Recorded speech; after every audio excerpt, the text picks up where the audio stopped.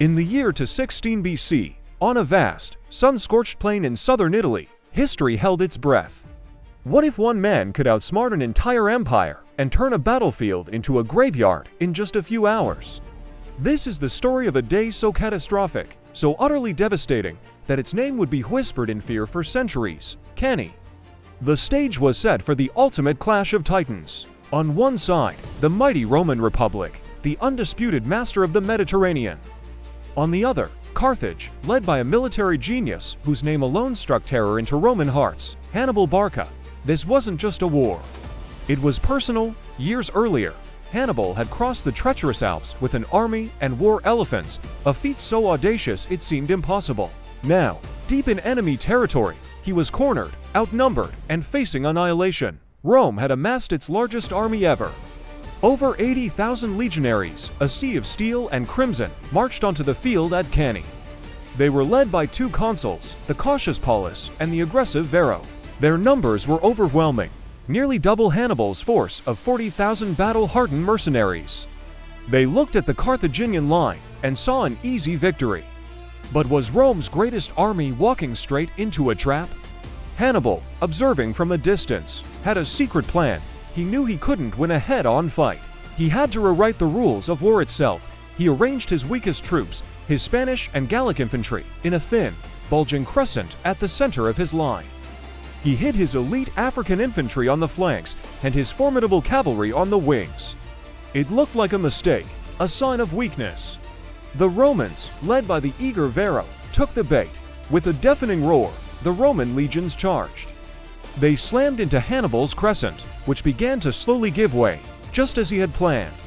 The Romans pushed forward, deeper and deeper, convinced they were breaking the enemy line. The scent of victory was in the air, but as they advanced, they were unknowingly sealing their own doom. The crescent they were chasing was not breaking. It was bending, pulling the massive Roman army into a deadly embrace. This very tactic of controlled retreat and envelopment is still studied in military academies today, a testament to Hannibal's genius. Then, the trap snapped shut. On the wings, Hannibal's superior cavalry had shattered their Roman counterparts and now circled around to the rear of the Roman infantry. At the same moment, Hannibal's elite African infantry, hidden on the flanks, pivoted inward. The Romans stopped their advance, a wave of confusion rippling through their ranks. They were surrounded. The hunters had become the hunted. The massive Roman army, once an unstoppable force, was now a panicked, suffocating mob, trapped on all sides. What followed was not a battle, it was a slaughter. With no room to fight, no way to retreat, the most disciplined army in the world was butchered. The field of Cannae turned red. By the end of the day, as many as 70,000 Romans lay dead.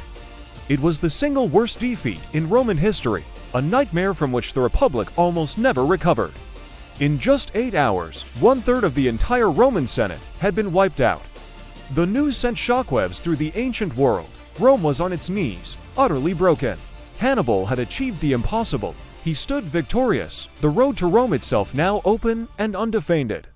His generals urged him to march on the city and end the war, but he hesitated.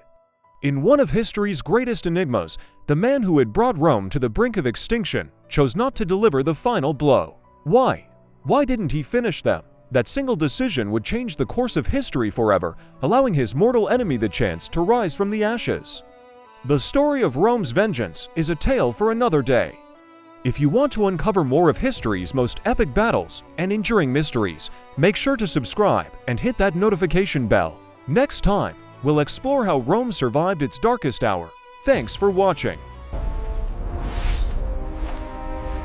If you enjoyed the video, make sure to like and subscribe.